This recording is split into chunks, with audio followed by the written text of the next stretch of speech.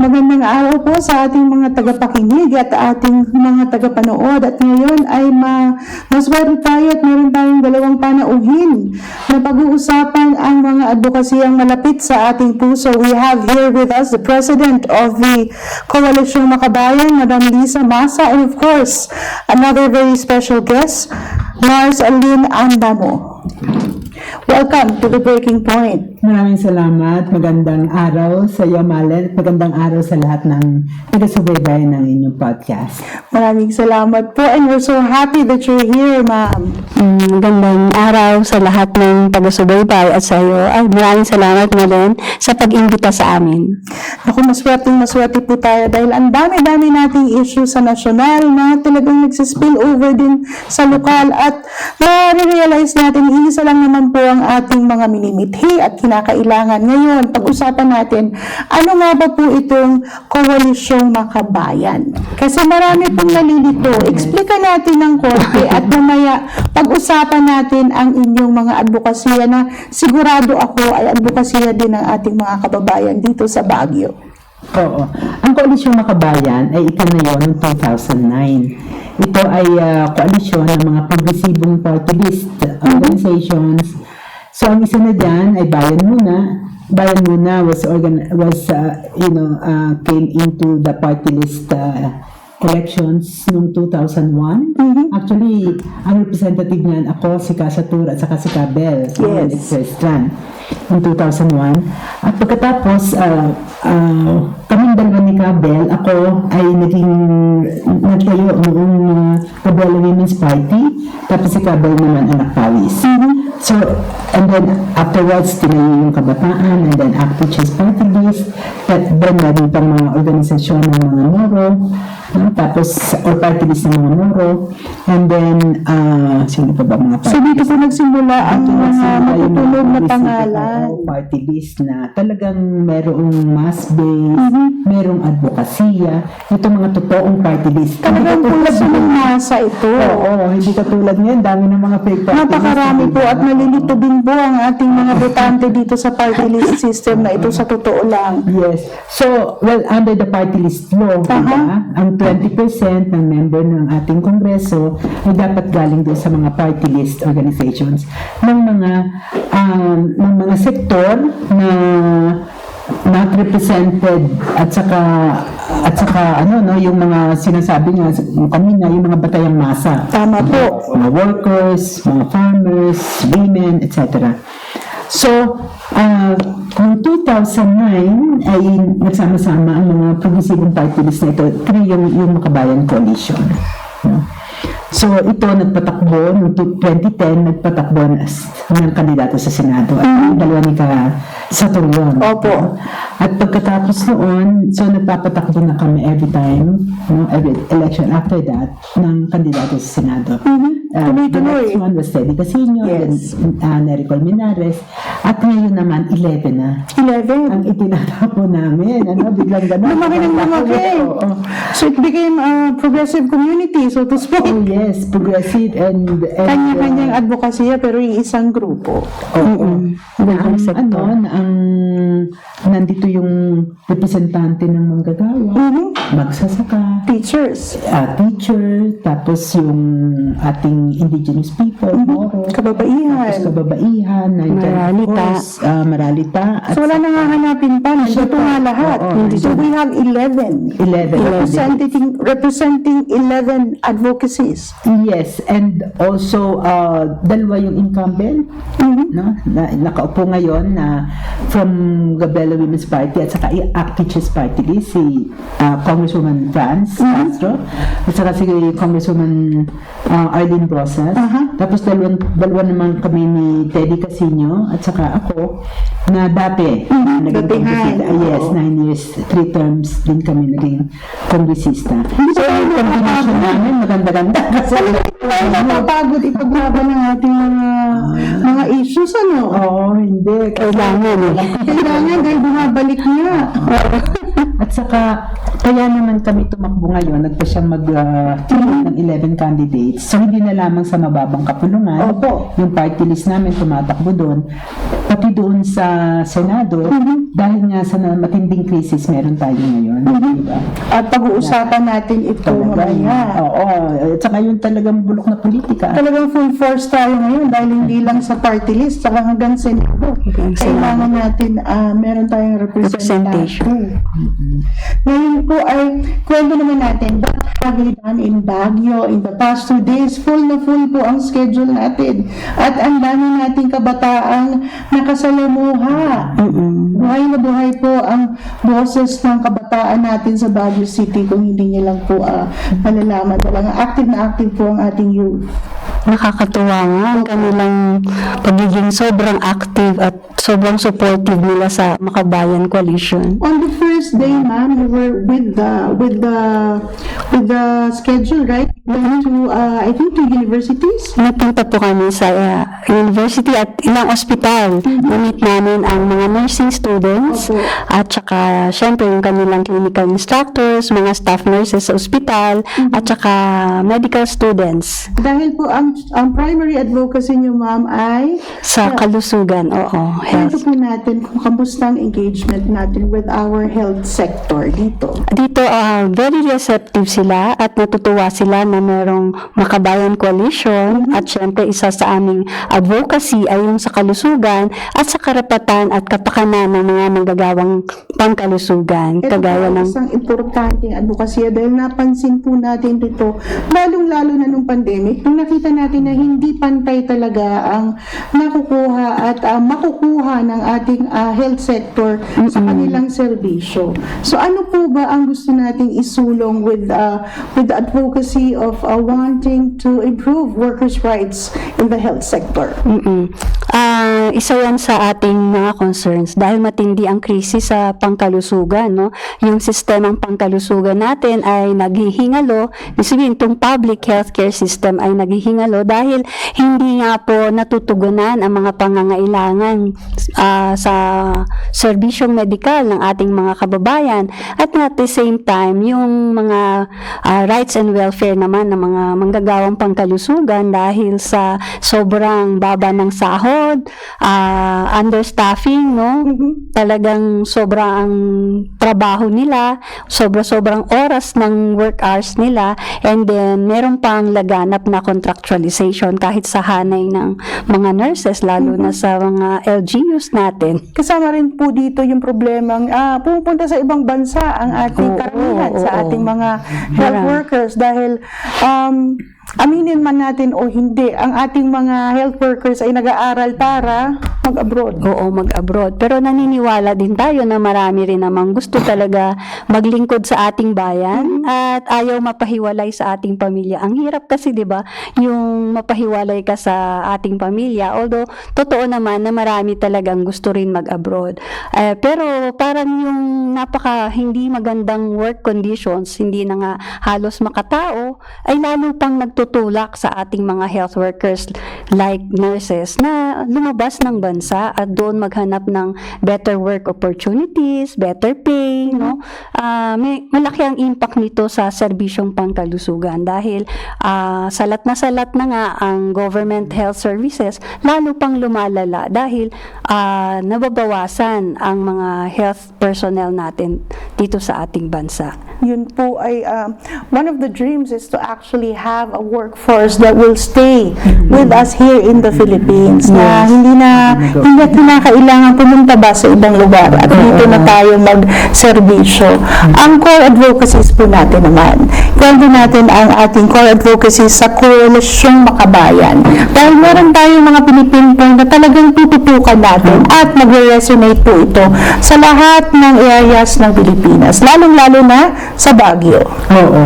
Well, ang rational nitong aming plataforma ay yung matinding ang krisis sa ekonomiya. Alam naman natin, yung latest survey, di ba? Talagang dumami yung sabing sila ay nagugutom. Yan po ang survey na hindi natin masasabing pineke. Napaka-obvious. So, yung kahirapan, yung kawalan ng access sa serbisyo, yung yung bulok natin na politika. So ito talaga na krisis na ito ang nagbunsod sa makabayan na tingnan talaga na kailangan ng komprehensibong pagtugon dito.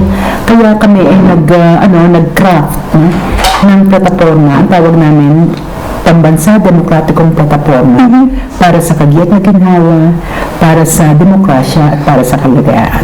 So, i-pick ko lang yung highlights ng ng mga components ng plataforma namin. So, doon sa kagiat na ginhawa, yung aming ang aming isinusulong ay yung pagtataas ng daily minimum wage to 1,200 a day para sa mga manggagawa ito. At para naman doon sa mga professional, yung mga government employees, 33,000 a month. So para doon sa mga nurses at saka doon sa mga sa ating mga nurses at saka sa mga teachers, Yung hiling natin o ang panukala natin ay 50,000 minimum wage o kada buwan. Napakasayang pakinggan. Oo. Actually, pwedeng gawin yun. Kaya naman. Kaya. Tapos siyempre, yung libreng serbisyo sa pagpapagamot. Tapos serbisyo sa kalusugan, tapos yung sa libreng edukasyon. So ito yung pinakailangan para matulungan yung kagyat na ginhawa at saka pagpababa ng presyo ng mga bigli. Yes, that's right. That's the core of what we need, basically. Decent jobs to become decent human beings. Para mabuhay ka naman ng disente. Tapos, yung pagpagdaman doon sa demokrasya. So, kasi, hanggang pa rin yung paglabag doon sa karapatan natin, basic rights and freedoms. At ang isang implementer ng paglabag na yan ay yung NTF-ELCAC. Diba? Napakaraming NTF-ELCAC horror stories at hindi nawawala ang Cordillera sa mga storyang ito dahil dito nga sa NTF-ELCAC. Well, actually, hindi lang sa Cordillera. Kahit na wala na si Duterte, nagpapatuloy yung horrors ng NTF-ELCAC. Yung red tagging, at saka yung mga kung ano naman seminar sila, kung saan Ito yung mga mahilig magpapalpulin. opo, talaga. Oo, sa mga probinsya na puntahan namin, hindi na pinipiro. Pati ang kabataan natin ay nasasali na sa ganitong sistema na ginagawa nila. Marami na pong complaints yan. Actually, nung nakakita natin yung iba sa Kadalan, hindi lang yung dadaanan namin at saka yung aming pagdadaunsan ng aming activities, talagang nakaparada doon, mga posters, at sinasabi na kami mga komunista, etc.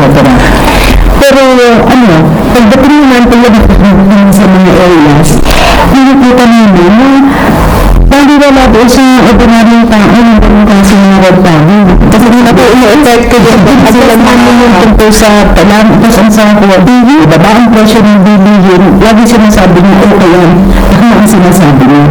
At sana nanalo kayo. Sana dahil kayo ang mga plataforma. Oo. Ang welcoming committee niyo po doon na ikakaiba, pero namaid pa rin ang boses ng mga taong bayan. I think we really have to look at it very seriously. Kasi itong NTF-ELCAC is really creating its own machinery for governance, which is under namin si Mayor. Diba? Meron siyang mga dalaw na hindi alam ng mga mayor. Diba? So, hindi magandang patuloy ito. Sapagkat itong mga NTF-ELCAC na ito yung armaduhan ng dino, na namobilize sila ang militar, armed forces in the Philippines and the police na may armas. And therefore, baka isang umaga na kita na lang bakon na mas may say na sila.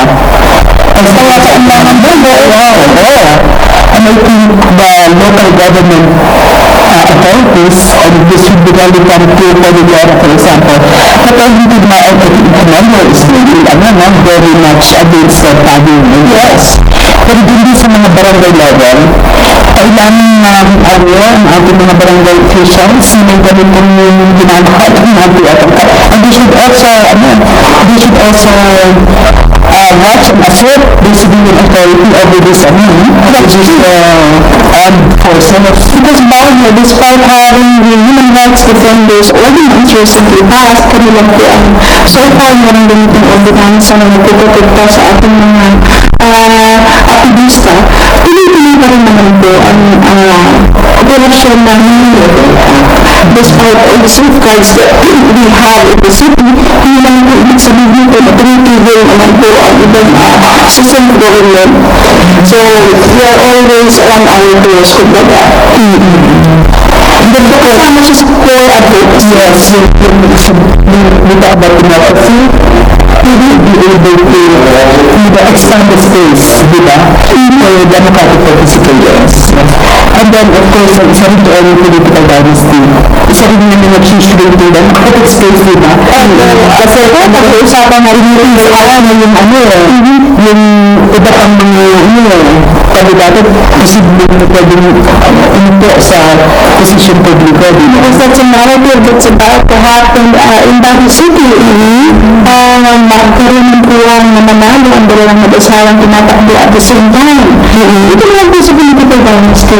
Pag-usapan naman natin ito, wala daw itong legal basis ito dahil walang definisyon sa ating Kongreso. Ano po ang masasabi natin dito? Well, actually, alam na natin sa ating Constitution, the basic law of the land, talagang pinagbabawal ang political dynasty. The Constitution is very explicit on that. Diba? At meron na tayo actually dalawang batas na pwede nang gamitin. Kasi nandiyan na yan eh.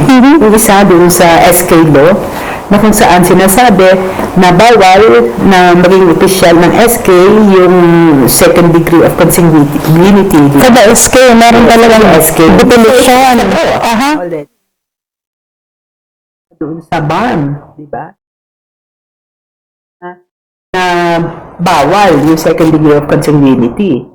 So, meron na pwedeng magamit para sabihin na meron ng batas kaugnay nito. At meron mga legal minds na nagsasabi rin na because of this, which is already explicit in our constitution, na wala dapat political dynasty, the Congress, there should be no reason why Congress should not enact a law on that. But why do you think Congress is not enacting a law? Dahil mukhang sila na lang ang inaantay natin. Sila gagawa ng batas na magpapa-eliminate sa kanila. Oo nga po. Yan nga po ang nagiging joke na bakit naman gagawin ng Kongreso na nandun po lahat ng dynasty. At maraming studies na nagsabi na majority talaga, no? Magkakamag-anak, mag-asawa, mag-ina, magkapatid. Opo. Paano na ang Pilipinas niyan? Kaya sa eleksyon na ito, pagka nanalo yung mga magkakapatid na tulfo, yung lahat ng mga magkakaapelido na sa political Kaya nga po. ano na, 1/3 of members of Congress talagang galing na sa political dynasty. Ito po ay sana iniiwasan natin dahil ano nga ba ang magiging what's the downside of a dynasty, because people who are advocating this sinasabi ayaw niyo po ba nun dahil mas madali nga ang koordinasyon dahil magkakakilala at magkakamag-anak na kami. Meron po ganitong train of thought. Seryosong problema sa ating lipunan yan. Dapat seryosohin natin na mawala siya. Kasi sila-sila na lang, no, na merong monopoly, kumbaga sinasabi natin yung monopoly of power. Syempre, meron din concentration ng wealth na nagtatamasa sila sa pera ng taong bayan. So, sinasabi nga ng marami na nagiging family business or enterprise. Isang bagay na dapat ay serbisyo, no, isang serbisyo sa mamamayang Pilipino. Of course. Kaso nagiging family business, At no? nagiging breeding ground for corruption. Siyempre. Yun ang ayaw na ayaw natin. Kasi ang pera na dapat sana napupunta sa serbisyong panlipunan sa taong bayan, sila ang nagpapasama sa ilang pamilya lamang. Now, speaking of corruption, kasama din ito sa core advocacies natin. Diba? Dahil syempre, ayaw natin ito. Pero Since time immemorial, pinag-uusapan natin palagi kada eleksyon itong corruption. Nag-iiba nga lang ang mga pangalan. Yes. So ngayon po, ang corruption ay nakikita natin sa pork barrel at sa confidential funds. Tama Yes. po. Oo. Actually, I remember yung dinefine na ng Constitution that pork barrel is illegal, di ba? Yes. Pero nag-iba na ngayon ang mga anyo. So, surprise! Iba na po ngayon. Hindi na po pork barrel. Oo, hindi na pork barrel. Pero nandiyan na yung unproven funds. Yes. And then nandiyan ang confidential and intelligence funds, no, na ginagawa ring gatasan ng mga public officials. Like for example, yung presidente, mga 10 billion. 10 billion. Ang kanyang 10 billion 10 billion ang yung confidential total. Yes. funds, ang kanya is half, Mhm. no? Which is even bigger than the confidential and intelligence funds of the security sector. So, Ito, how can medyo you imagine nakakatawa that, ito, diba? no? Oo. So, Kapag i-analyze mo talaga, parang may mali. maling-mali. Maling-mali talaga. Marami po kasi sa atin ang hindi nai-internalize kung ano yung magiging impact Implication. nito at yung trickle-down effect, ika nga, sa mga syudad at sa mga mas maliliit na munisipalidad. At ito rin po ang nagiging debate ngayon sa opisina ng ating Vice Presidente na nagiging divisive nga dahil napakaraming opinyon at napakaraming pros and cons, kumbaga nga. Meron nga isang study, I'm not sure kung office na ombudsman na sinasabi niya, sa isang taon, merong 20% ng national budget na punta sa corruption. Ang katumbas daw niyan ay more than 1 trillion pesos na supposedly nabigyan ng 70 million Filipinos ng medical assistance. So, Dapat, biro diba? mo, oo, dapat, sana. If we look With at it in that oo. way, dapat sana So, ang napunta na sa health. Ang laki ng nababawas no sa pondo ng mamamayan na dapat napakinabangan ng ating mga kababayan. Lalong-lalo na po sa kalusugan dahil I'm sure sa atin, meron tayong kakilala, kamag-anak, mahal sa buhay na nakaranas ng pumila, maghanap ng tulong para sa ospital, either sa DSWD, sa PCSO. Alam po natin yan na talagang nangangailangan ang karamihan ng health. May mga guarantee letters na Opo. hinihingi natin Nung sa uso pa ang mga guarantee letters. Oo, may mga congressman. Magpupumahog kang pumunta sa Oo, politiko. ngayon merong akap naman. Iba naman po usapan Iba nitong pa. akap. Kaya nga itong mga Iba pa yun. confidential Iba pa yun. funds, itong mga unprogrammed funds, nag-be-breed din yan. Now we are applying it to the Cordilleras. Yes. Hindi lang, sa iba pa mga probinsya. Opo. Yung political patronage. Diba? So kung ikaw nakaayon ka sa administrasyon halimbawa, makakakuha ka ng mga ganitong port. Kung Sabi ikaw nga, ay friends. Yes. Sabi nga nila, parehong kulay, magkakulay. Opo. Kung ikaw ay in sync sa kanila, makukuha mo to. Kapag hindi, ay sorry na lang. Oo. So, Bahala marami kang ka. akap. Opo. Di ba? Marami kang tupad. So, ganun yung binibreed nung ganung klaseng port. At yung kalusugan, usually yan ang ginagamit ng mga politiko para sa political patronage. Dahil kakapit ka nga sa Kakapit sa patalim. patalim. Halos nanlilimos na ang ating mga kababayan dahil walang serbisyo. Ngayon nakikita nila na ito ang sagot sa kanilang problema na hindi naman dapat. Kaya yun isa sa plataforma ng makabayan na dapat maglaan tayo ng sapat na budget para sa kalusugan na merong libre, sapat, kumpleto, dekalidad na serbisyong pangkalusugan sa lahat ng ating mga public healthcare facilities sa pagbibigay ng sapat na budget no, dapat. Talaga pong malaking usapan ng health dahil nga po dito ginanap sa Baguio ang summer sessions ng ating Supreme Court at hinir yung itong ating Oral problema arguments. sa PhilHealth. Tama. So dito po naganap yon at talagang malaking gulo. Kumbaga Malaking nga, issue yan. Malaking Oo, issue. kasi ang laking pera nun, 89.9 Of billion course. pesos ang kinuha nila sa PhilHealth. Dapat lang usisain. Oo. Dahil nga po dito sa ating Cordillera region, dahil mountainous tayo, mas nararamdaman ng ating mga kababayan dito ang hagupit ng kahirapan pagdating sa kalusugan dahil hindi naman po lahat ng areas natin ay nalalapit sa mga Tama. district hospital, hindi naman po lahat ay equipped para gampanan lahat ng medical emergencies, kumbaga nga. So dito po mararamdaman talaga sa mga areas na medyo malayo-layo. Oo. Oo. At alam namin na katulad ng DOH Hospital na Baguio General Hospital, ay Opo. isa yan sa mga ospital na umaapaw talaga ang mga pasyente. Ay, opo, ma'am. Oo. Dito po sa ating BGH-MC, ika nga ay, ang pila po dito ay 3 months bago ka for example, you need an operation. Dahil nga po, napakaraming tao. Ang schedule for operation mo ay minsan naabot sa 3 buwan. Dahil nga po, ang daming sineservisyohan. Oo, tsaka indikasyon niya na napaka-weak ng ating public healthcare system. Dahil nagkaroon pa tayo ng budget cut sa national health budget. Ang problema Imbes na dito, dagdagan. ma'am, hindi alam ng ating mga kababayan na hindi dapat ganito Oo. ang nangyayari.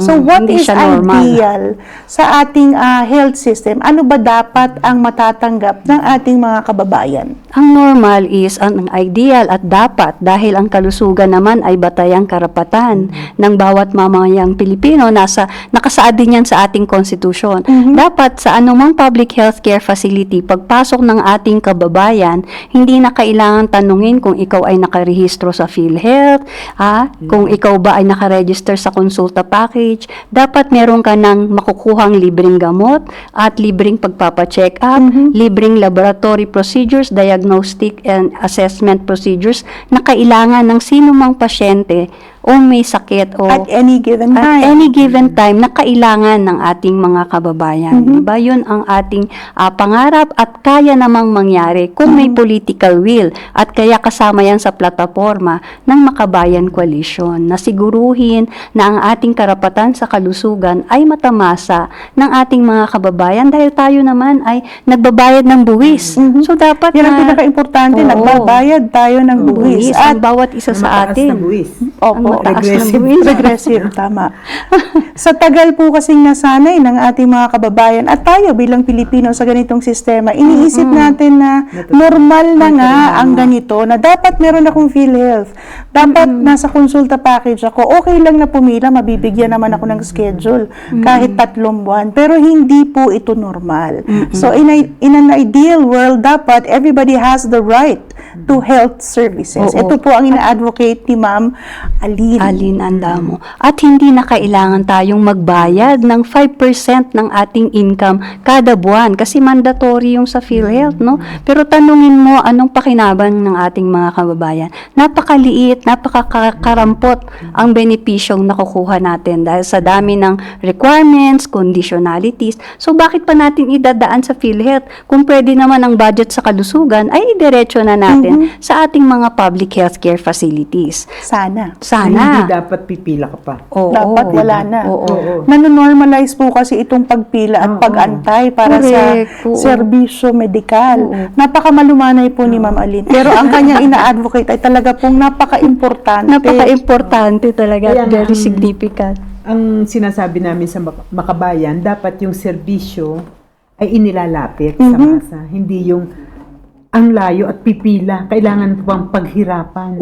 Meron na nga mga namamatay sa pila. Totoo po yan. Makakuha ng Hindi serbisyo. po yan ma-joke. Talagang merong namamatay sa pila. Ngayon po, dahil nga itong koalisyong Makabayan, makamasa nga ang ating mga advokasya, hindi po ba kayo napapagod sa kakaparatang ng mga iba-ibang sektor na aktivista, terorista, Well, of course, na rally ng rally, wala namang nagagawa, Nagre-reklamo. reklamo ng reklamo, o kaya kuda ng kuda. siyempre may batayan kung ba't ka nagre-reklamo. Totoo diba? po yan. At saka para sa mga aktivista, alam din naman natin na ang mga karapatan mo, dapat mo ipaglaban. Kahit pakarampot yung pagtataas ng sahod, halimbawa, para 5 piso, 10 pesos, 20 pesos, pero hindi yan nangyayari o nangyari nang hindi mo inilaban yan, di ba? So, kaya't kailangan na talagang kailangan mo mag-rally, kailangan mo pumunta sa Malacanang, kailangan mo magmobilisa para igiit mo yung iyong mga karapatan. Mm-mm. Dapat nga sana wala nang ganun di ba? Dapat sana. Oo, Pero kung kailangan binibigay ang ating kailangan ipaglaban pa. Oo, ang karapatan kailangan paglaban kasi hindi naman sinisiguro ng pamahalaan. Ano? Kagaya ng pandemya, nakipaglaban pa kami para sa sapat na proteksyon at saka benepisyo. Samantalang obvious naman na kaming mga frontline health workers ang nandyan ng pandemya, no? Ang buhay namin ay we put our lives on the line, pero kailangan pa namin mag-rally, no, sa labas ng DOH para magkaroon kami ng benepisyo.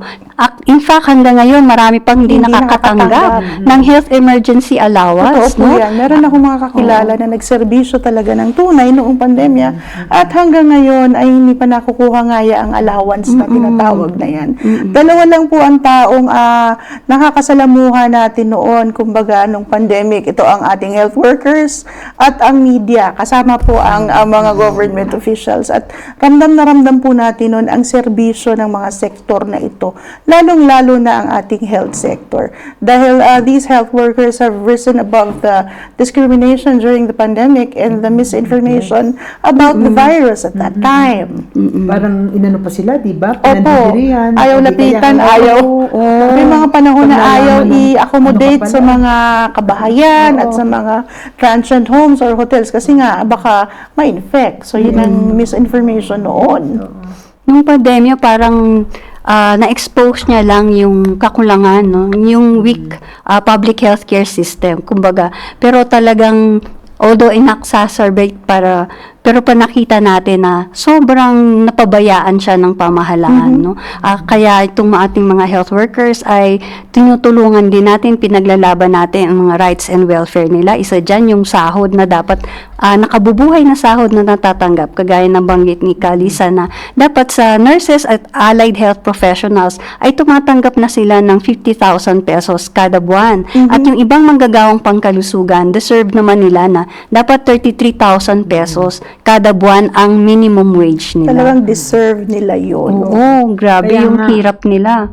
Kung magkakaroon ng sapat na sweldo, yung mga health workers natin, halimbawa, hindi na nila kailangan lumabas pa ng bansa, Opo. no? And now we go to our another Yes. advocacy, no? Yung Which mga is our OFWs. OFW na- Dahil we still field a lot of OFWs to different parts of the world. At karamihan ng ating mga mamamayang Pilipino ay nag-a-aspire na makatapos ng pag-aaral para makalabas. Ganito pa rin ang train of thought.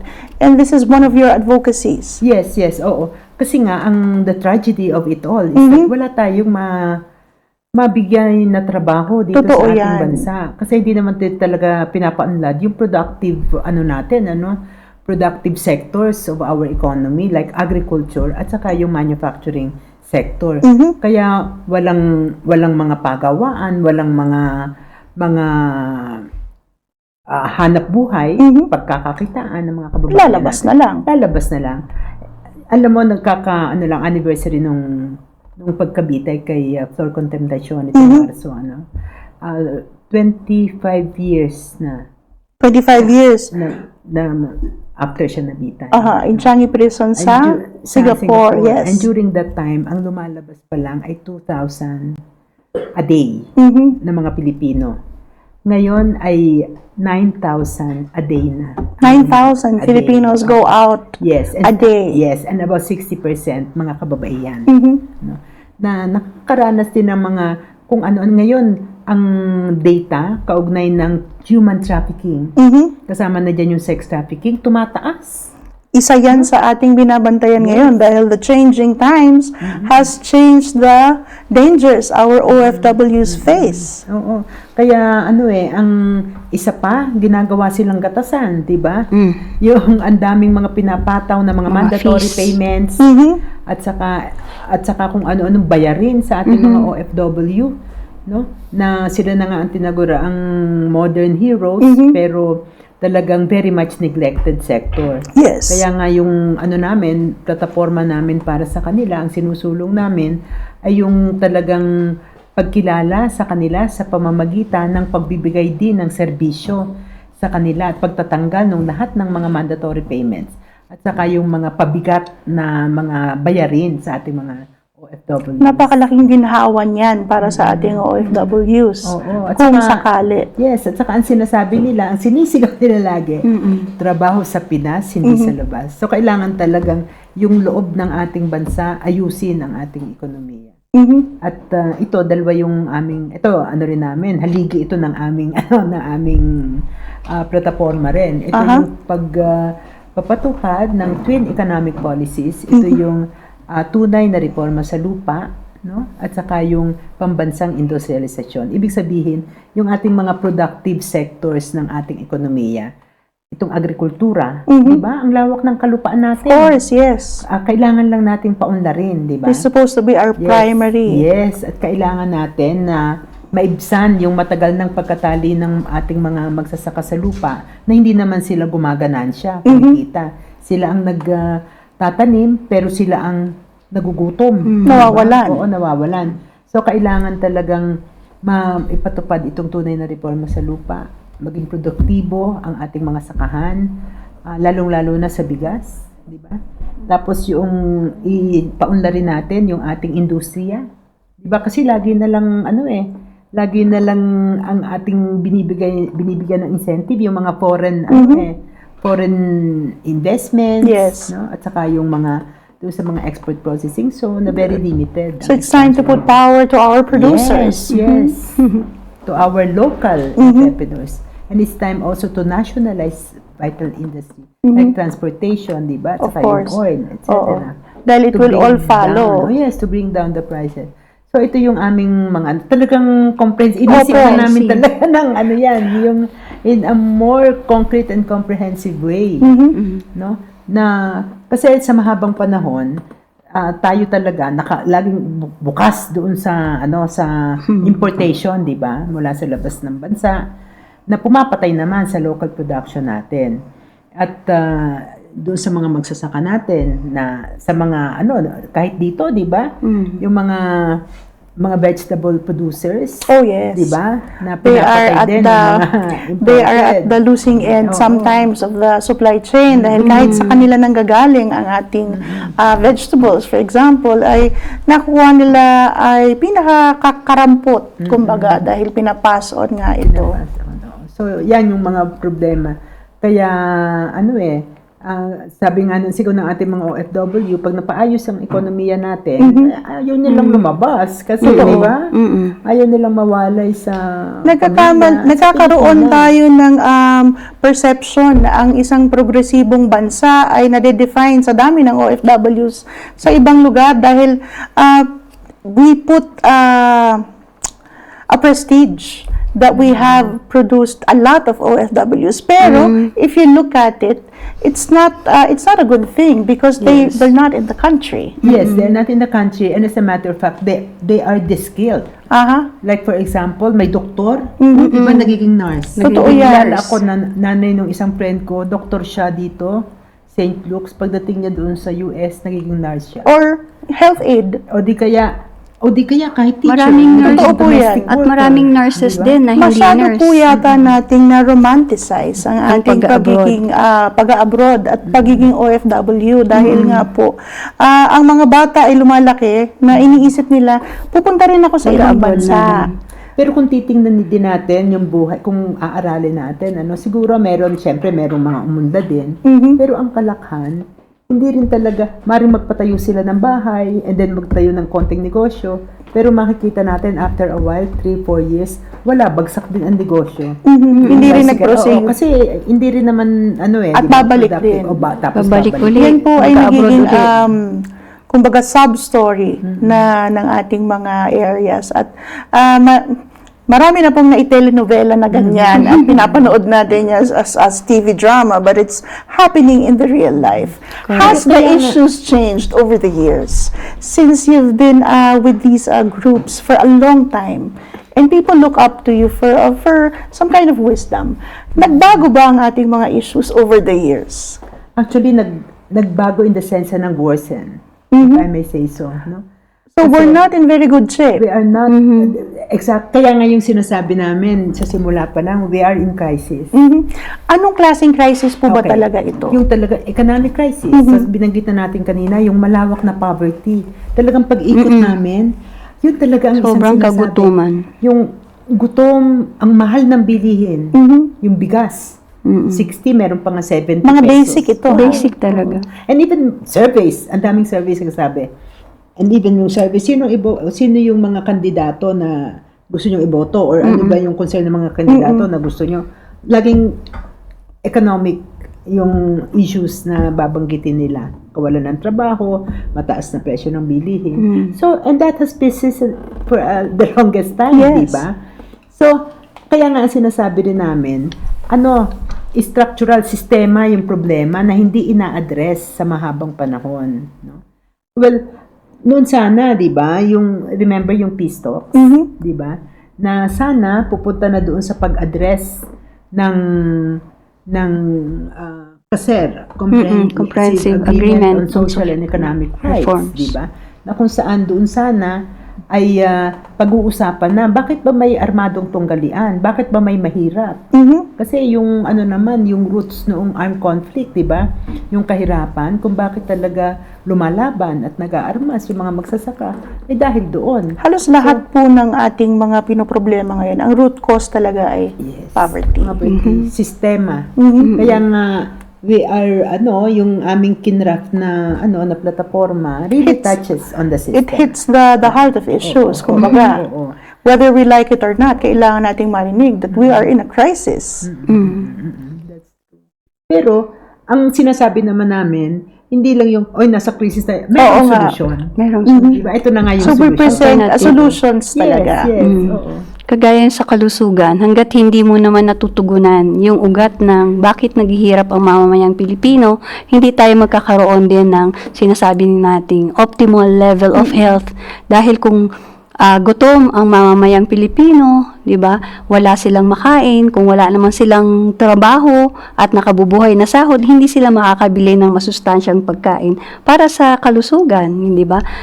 Ganun din sa mga magsasaka, kung walang tunay na reforma sa lupa, sila mismo ay patuloy na naghihirap, sila mismo ay undernourished, mga anak nila ay undernourished, kaya magkakaugnay yung aming nasa plataforma at programa, no?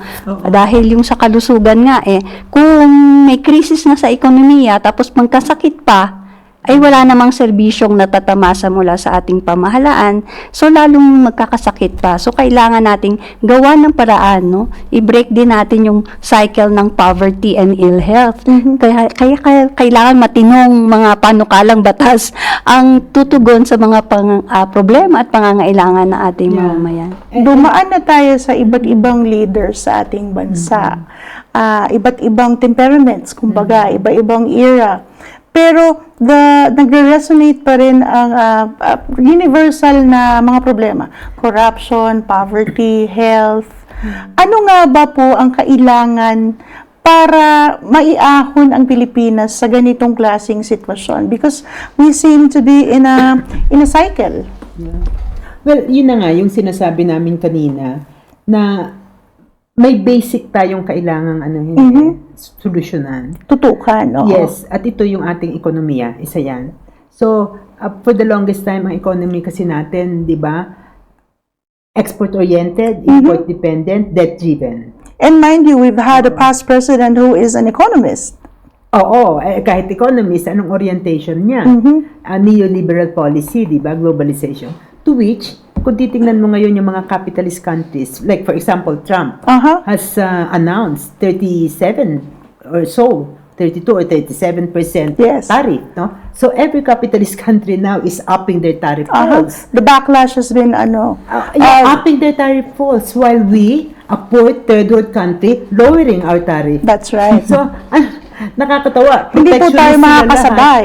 Hindi, at saka protectionist sila lahat. Tapos tayo naman, open na open. Nagliliberal.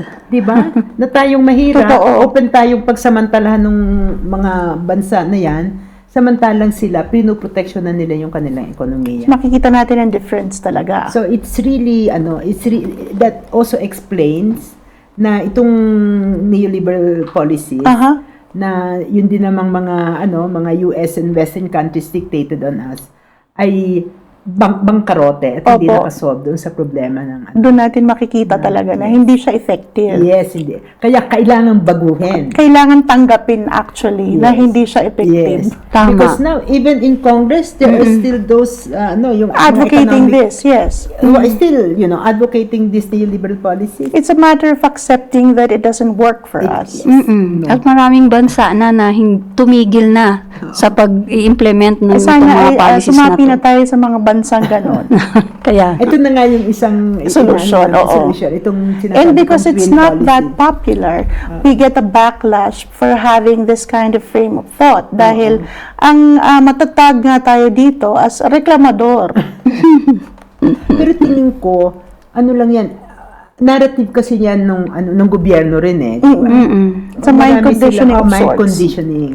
Pero tingin ko, for example, this podcast is very important para rin malinawan natin. Do you think the people, hindi our naman. people in the Philippines are ready to listen to other ideas? Because we've been, a lot of us have repeated and believed the same narratives over the years. Handa na kaya ang ating mga botante sa pagbabago? Do you think? Well, oo. Sa inyong pag-ikot? sa aming pag-ikot. namin, oo, talagang, kahit ako, I mean, ang tagal na natin, di ba? Pero ako talaga, I really did not expect the depth, no? Nung rin nila, Nag-mature na po ba? nung pag-appreciate nila Oo. na grabe na itong sitwasyon natin, Tanggap na ganito tayo. na hindi naman tanggap. Na, kumbaga, sinasabi nila na hindi na namin ito kaya. Kaya, at ang isa pang laging sinasabi sa atin, diba? Umaalma na. ayaw na nga namin yung mga bulok na yan. No? So, but these are sentiments. Yes. Do you think it That will has to, translate into yeah. votes? We are hoping that it would. Based doon sa sentimiento na yun. Pero alam mo, ang daming anong tawag dito? Sagabal, di ba? So, nandyan yung, siyempre, alam natin, yung mga vote buying ng mga traditional na Andyan pa rin, politiko. oo. Nandyan pa rin yung mga pandaraya, di ba? Nandiyan pa rin po. Nandyan yung harassment sa mga botante. Like sa amin, di ba, yung mga bailiwicks namin, talagang alam namin, inaano yan. That's true. Continuously, since nung start pa naman, sila hinaharas. may harass. But they still maintain Matatag pa rin. Matatag pa rin Matatag talaga. pa rin. Talagang saludo naman talaga kami sa kanila. Tama po Nandyan pa rin. yan. Meron po tayong isang comment dito. It's time to read the comments from our viewers. Ang problema sa bansa natin ay yung sistema. Bakit hindi natin palitan ng presidential form of government to parliament like Singapore and Vietnam? Actually, tingin namin, totoo na yung sistema, pero sistema na mas malalim, no? Mas malalim. Yung sistema na kung saan, ano ba yung ating ekonomiya, ano ba yung mga economic policies natin, ano mga klase yung ating politika, no? Ano ba yung power relations sa loob ng ang ating lipunan. So, in that way, yun ang ibig sabihin ng sistema. Pero ang sinasabi niya yata yung form. Hindi yung form of sistema ng government, gobyerno. yeah. Oo. Baka masyado nang napago dito sa nangyayari dahil ibahin na natin ng form of government. Baka ganun po ang sentimiento. Pero sa totoo lang, hindi naman talaga yung form of government ang problema natin, kung hindi yung sistema itself, Yes. no? Na mas malalim. Kaya kung ganun pa rin ang sistema na ang mga nandiyan pa rin yung mga political dynasty, the same pa rin yung mga economic policies na gagawin, na iba lamang yung form, hindi pa rin yun makakasolve doon sa ating problema, diba? Doon sa ating nararanasan na ngayon na crisis. Yes. Ang Cordillera po ay isa sa mga unang lugar at malapit sa puso niyong pinupuntahan. Dahil po siguro nagre-resonate ang ating core advocacies sa core advocacies na kinakailangan natin dito sa ating rehiyon. Marami po tayong mga issues dito on land dahil nga po ancestral pa rin. At of course, ang ating mga kababaihan ay may core issues ngayon dito. At nalalapit din po ang ating selebrasyon ng ating People's Cordy Day. Kayo po ay may plano para sa ating Cordillera Day. Tama po? Yes, opo. Meron po kaming Northern Luzon, Mhm. Makabayan, Meeting de Avance. Meeting the Sa Avance. April 26. So naka-schedule ito sa April 26 in Baguio City. Baguio. So siguro na ito, wala nang back-outan. Wala na. Tuloy na tuloy na. Tuloy na tuloy. Naku, matutuwa po ang ating mga nag-organize ng ating Cordillera Day dahil marami tayong special guests. Yes. Kamusta po ang engagement niyo with Baguio? Have you talked to enough groups and have you felt the pulse of the people so far? You're with the schedules on the first and Lisa was with the second day, right? yes. So kamusta po ang engagements? So With far the health kasi, workers is okay, right? Opo, maganda ang aming consultation at yung sharing nila. Wini-welcome nila ang plataforma at programa ng Makabayan at natutuwa sila na tumatakbo ang 11 na Makabayan senatorial candidates. Syempre, doon sa plataforma namin, particular doon sa pagtaas ng sahod, pagdagdag ng ng health workers sa ating mga healthcare facilities. Ibig sabihin, i-fill up ang mga plantilla positions at magdagdag pa ng plantilla positions sa ating mga healthcare facilities para ma-address po natin yung problema ng understaffing sa ating mga pasilidad sa kalusugan, no? Sobrang nagke-create ito syempre ng pagiging overwork nila dahil sobra-sobra ang oras ng paggawa nila. Tama po. Kaya isa yan sa wini-welcome nila at syempre talagang nag-commit sila sa amin na ikakampanya nila ang Makabayan senatorial candidates para manalo naman daw ang taong bayan at Para mabigyan manalo ng pansin. sila. Manalo rin sila dahil pag nanalo ang Makabayan ay panalo ang taong bayan. Para totoong matugunan kung anong pangunahin natin mga problema na matagal na wala silang naramdamang tulong mula sa pamahalaan. At may mga batas pa tayo at policies na lalong nagpahirap pa nga sa kalagayan ng ating mga mamamayan at mga pasyente, no? Para sa pangalawang araw naman, nakasama po kayo sa ating ikot Yes. ngayong araw. Oo. Ano po ang nangyari on the second day? Well, on the second day, kanina lang hapon, Yes.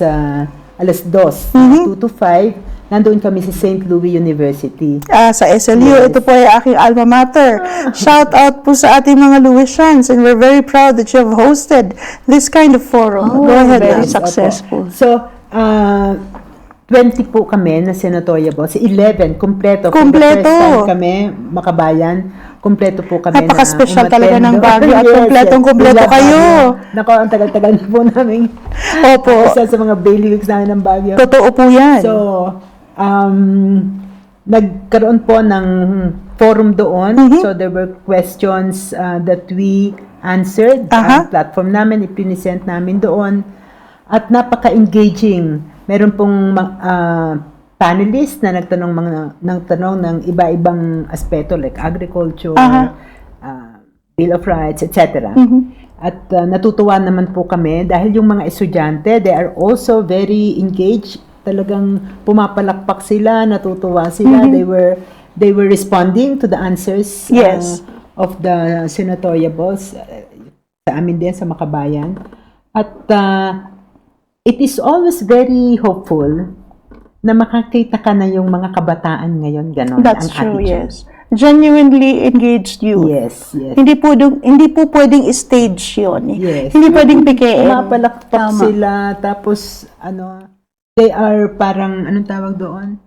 Yung Highly invested, yes. Rooting for the Rooting for the team. Yes, yes. And you cap the day with a mini rally Yes. going towards our Igorot Park. Park. Yes. So, doon, nandun din, kasama ulit namin yung mga Oo, kabataan. hindi kayo iniwan. Hindi iniwan. Napaka-youthful na inyong supporters Yes, yes, group oo. dito sa Baguio. Sabi ko nga kasi I've been Yes. coming in and out of Cordilleras and Baguio. In different times and situations. 1980s. Oo. So, sila Joanna Carina. Totoo yan. Kasi sila? Ito na mga bata, di ba? At Ito na yung mga yes, protege. Ito na po ang ganda naturuan. ng sign na nandyan yung mga bata. And kami bilang mga si Nurse Aline, na ito? Ilang years ka na ba sa More than community? 40 years More than 40 serving our years din. communities. Basic, Talaga pong community health. nalalaman po ang pulso kapag talagang nagserbisyo doon sa sektor na iyong nire-represent, di ba ma'am? Totoo yan. So it is so full of hope. Full of hope. Yes. At saka very refreshing. So despite the very grim issues that we are confronted with, you are left hopeful. Yes, we should. Hindi natin Mahirap po bang- dapat iwanan yung bansa natin. Di ba? Marami po kasing nawawalan talaga ng pag-asa dahil paulit-ulit nga po ang ating issues. Pero kaya po ng sinasabi ni Miss Liza Masa, siya po ay nagiging hopeful pa rin. And you've seen some of the worst situations that our countrymen have gone through. Yes, and I've been through. Sabi ko nga, I've been through also with threats, arrest, Lahat na. I mean, arrest na may pagkasosyal kasi doon naman kami inilagay sa, Sa remember the Congress. Batasan 6, Yes, sa Batasan 6. Iba pong form ng arrest. So, meron yung medyo social, medyo hindi. Oo, so, well, it was actually, ang tawag nila we were given custody by the House of Representatives. Pero, kumbaga, I also say na I eat cases for breakfast, to paraphrase Senator Miriam. Pero nevertheless, hopeful ka dapat lagi. Hindi ka Hindi po ba nawawala sa puso nyo ito? Diba? Para sa amin ni Marceline, Talagang hindi mawawala ang pag-asa. Pag-asa dahil sa pagmamahal sa bayan. At makikita namin kayo ulit dito. Ang Cordillera Day natin ay nakaschedule ng April 24 to 26, tama? At nandito ang ating meeting de avance. Ngayon po talagang alam kong pagod na pagod kayong dalawa sa 2 araw na pakikipagsalamuha sa ating iba't ibang sektor. Bibigyan ko po kayo ngayon ng panahon para kausapin ang ating mga botante. Ikwento nyo po kung bakit kinakailangan ipanalo natin ito. Mauna na po ang ating napakamalumanay na si Ma'am Aline. Para po sa ating mga kababayan, tayo po ay nakaharap sa matinding krisis, patuloy pong nakakaranas tayo ng krisis. Sa gitna po ng krisis ng pang-ekonomiya, sobrang kahirapan, kagutuman po ng ating mga kababayan, kasalatan ng serbisyong pangkalusugan, ay patuloy naman ang mga patakaran, batas ng pamahalaan na nagpapahirap pa rin sa ating mga kababayan. Partikular po sa kalusugan ay ginagatasan pa ang masa natin na sa pamamagitan ng pagsisingil, halimbawa po sa PhilHealth, sa ating mga public hospital na kulang ang budget dahil sa budget cut, lumalalang privatisasyon sa serbisyong pangkalusugan. At tila ba wala na tayong nakikitang serbisyo na maayos, lalong-lalo na sa mga probinsya at liblib na baryo. Yung malasakit naman po sa ating mga ospital ay pinagsama-sama lang na serbisyo, pero galing din po yan sa pondo ng ating pamahalaan. Kaya wag po nating sukuan ang ating pamahalaan, ang ating bayan. Kailangan pong igiit natin ang karapatan natin sa kalusugan. Ngayong darating na halalan, ang iboto po natin ay ang Makabayan Coalition na meron pong plataforma para sa libre, kumpleto at dekalidad na serbisyong pangkalusugan. Ibig sabihin po, libreng gamot at libreng pagpapagamot sa lahat ng pampublikong serbisyong pangkalusugan. At kalingain naman natin ang ating mga nagkakalinga sa ating mga manggagawang pangkalusugan. Taasan natin ang kanilang sahod, siguruhin natin na mapuno ang mga plantilla position, magdagdag tayo ng plantilla position sa ating mga healthcare facilities para meron sapat pong mag-aalaga sa atin. At wag po nating kalimutan na dapat taasan natin ang mga sahod at itigil natin ang kontraktualisasyon ng ating mga manggagawang pangkalusugan para mas mahikayat sila na maglingkod sa ating bayan. Yung ating pong health science education ay ipapanukala din natin na maging libre at ang curriculum natin po ay mas maging community at service-oriented. Sa ating gamot naman ay gusto natin na mapamura ang presyo ng gamot. Tanggalin natin sa kagyat ay tanggalin natin ang value-added tax para mas mapamura ang presyo ng gamot at itayo natin at i-develop ang isang pambansang pharmaceutical industry para sa long term po ay tunay nating masasabi na mas mura po ang gamot sa Pilipinas. At sana po magawan din natin na dahil kung magkakaroon tayo ng sapat na budget sa kalusugan, magtatayo po tayo na barangay health stations po sa 44,000 na barangays na meron tayo. Na merong isang nurse, ang midwife, may sapat na supplies, gamot at equipment na kailangan po ng ating mga kababayan para sigurado na matugunan natin ang mga pangangailangan sa usaping pangkalusugan ng ating mga kababayan. At syempre po, Alin Andamo para sa kalusugan ng taong bayan. Number 4 sa balota, iboto po natin ang makabayan sa Senado para taong bayan ang panalo. Napakamalumanay talaga, pero napakatapang ng advokasya. Ngayon po, pakinggan natin, Lisa Masa. Opo. Muli, maraming salamat Malen sa pagbibigay ng oportunidad sa amin, sa Makabayan, para i-share yung aming plataforma. At ito pong darating na Mayo, sa election po na ito, this election is giving us golden opportunity para bawat isa sa atin ay mag-ambag sa pagbabago. Tayo po ay binibigyan ng tsansa na pumili. Pipiliin ba natin muli yung bulok na politika na pinamumunuan ng mga mayayaman na ginagawang negosyo, yung serbisyo publiko, itong mga political dynasty, mga government officials na mayaman, hindi makamahirap, makadayuhan, hindi makabayan, na itong ganitong klaseng politika ay lalo pang nagsadlak sa ating bansa sa krisis ng kahirapan na meron tayo ngayon, krisis ng politika na meron tayo ngayon, krisis ng pagkatuta sa dayuhan na kung saan meron tayo ngayon. Kaya nasa atin pong mga kamay ngayon sa pamamagitan ng pagwaksi, hindi pagboto dito sa mga kampo ng kadiliman at kampo ng kasamaan. Babanggitin ko na para maging diretso. Dito po sa mga kampo ni BBM at kampo ni Duterte na walang kahiyahiya, no?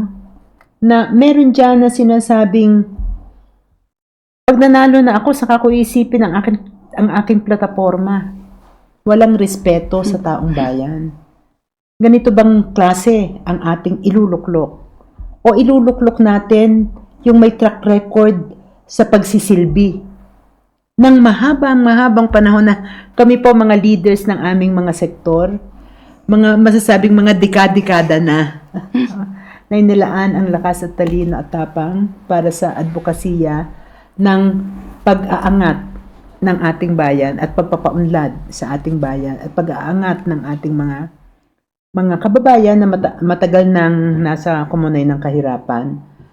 Ang Makabayan po ay nag-o-offer ng kaniyang plataforma para sa kagiat na ginhawa, demokrasya at kalayaan.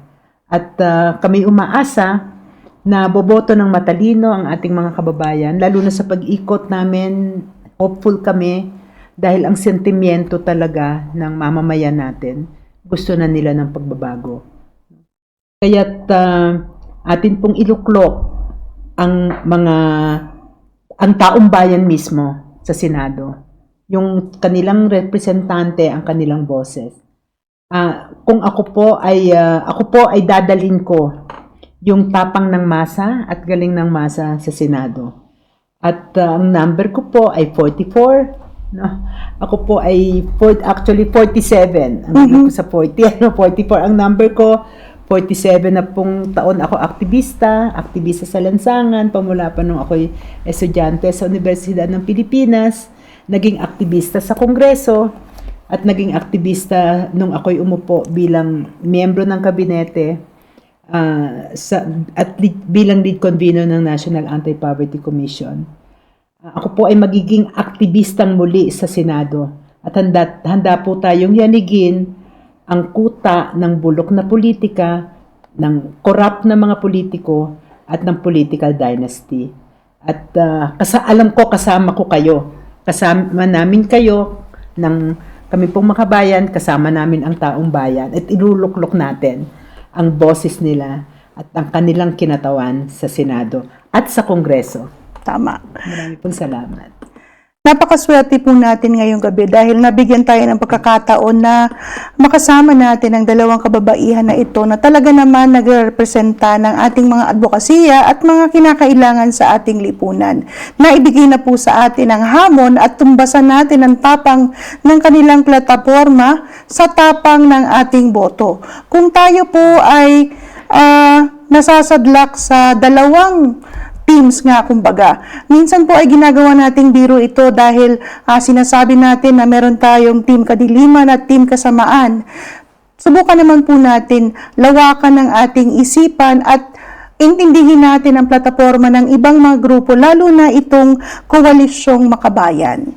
Dahil ito po ay nagrepresenta hindi lamang ng iisang advokasya, pero 11 po itong mga individual na nagbibigay ng 11 alternatives para sa atin, hindi lamang sa Kongreso, pati na sa Senado. Kumbaga po ay kumpletong mix ito ng ating kinakailangan. Kung tayo po ay napapagod na sa tradisyonal at sa nakasanayan natin, subukan po nating tignan ang plataforma ng ibang mga grupo, hindi lamang po itong grupong ito, ngunit ng ibang mga bagong naggugustong magsilbi sa ating bayan. Hindi lang po sa nasyonal. Ito po dapat ay mag-resonate din sa ating lokal. Dahil nga, ika nga natin, kung anong nangyayari sa nasyonal, ito po ay magiging refleksyon ng ating lokal na pamahalaan. Ngayon pong Mayo, dahil po sa breaking point, pinapakita natin ang iba't ibang anggulo at iba't ibang mga opinyon, hinahamon po namin kayo na ibahin ang inyong boto at tumbasan po ang tapang ng plataforma sa tapang na inyong boto. Maraming salamat po, Malen Katahan, para sa Breaking Point. Salamat po. Maraming salamat.